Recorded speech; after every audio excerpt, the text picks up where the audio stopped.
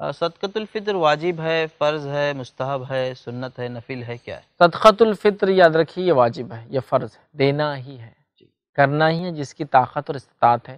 جی اس میں زکوٰۃ اور نان زکوٰۃ پہ کا کوئی تفریق، بہت سے لوگ بولتے ہیں جو زکوٰۃ دے گا وہی صدقہ فطر دے گا، نہیں، جی۔ جو صدقہ فطر دے سکتا ہے وہ صدقہ فطر دے گا۔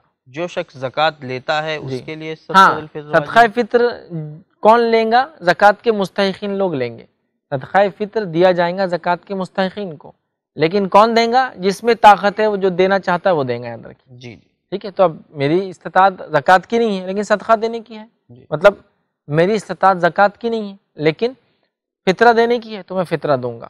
جی اب جس نے زکوٰۃ لی لیکن حالت ایسے بن گئے کہ فطرہ دے سکتا ہے وہ بھی دے، جی۔ جو بھی فطرہ دے سکتا ہے بہرحال وہ دے، اس میں زکوٰۃ یا صاحب نصاب ہونا ضروری ہے۔ ہاں، لیں گا کون؟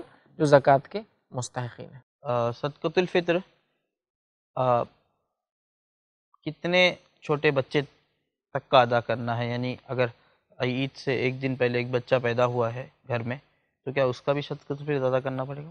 دیکھیے صدقہ فطر ہر کسی کی طرف سے، عید کے ایک دن پہلے پیدا ہو یا عید کے دن پیدا ہوا ہو اس کا بھی دینا ہے، بلکہ بہت سے علماء نے لکھا پیدا نہیں بھی ہوا اور پیٹ میں زندہ ہے اس کا بھی دے دیا جائے ابھی، جی مطلب سب جانوں کی طرف سے، جتنی جانیں گھر میں سب کی طرف سے بہرحال دینا ہے۔ جی تو یہ چند باتیں تھی بہرحال جو ہم نے مناسب سمجھی کہ فضائل رمضان میں ہم رکھیں، اس لیے کہ فضائل جاننے سے انسان کو عبادت کرنے میں مزہ آتا ہے۔ جی بالکل۔ جب انسان کو کسی چیز کے فضائل، فائدے معلوم ہوتے ہیں کہ یہ کرنے سے یہ فائدہ ہے تو انسان ٹوٹ کر اور جم کر وہ عمل کرتا ہے۔ تو ہماری یہ سیریز کا مقصد یہی تھا کہ ہم وہ باتیں ناظرین کے سامنے رکھیں ہمارے کہ وہ کس طرح سے اپنی عبادتوں میں شوق پیدا کرے، بالخصوص رمضان جیسا موسم بہار آ رہا ہے، گولڈن آفر آ رہا ہے نیکیوں کے لیے، اور اللہ کی برکتیں اور رحمتیں اس کے اندر نازل ہوتی ہے، اور یہ بہت بابرکت مہینہ ہے، یہ ہمارے گناہوں کو مٹانے کی طاقت رکھتا ہے۔ یہ مہینہ اللہ نے اس مہینے میں صفت رکھی ہے، یہ مہینہ ہماری مغفرت کا مہینہ بن سکتا ہے، لہٰذا ہم سب کوشش کریں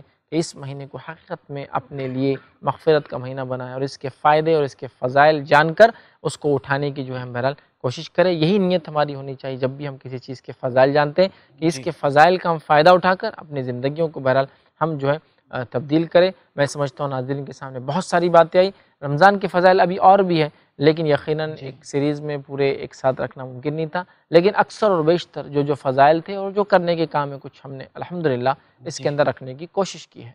جی جزاکم اللہ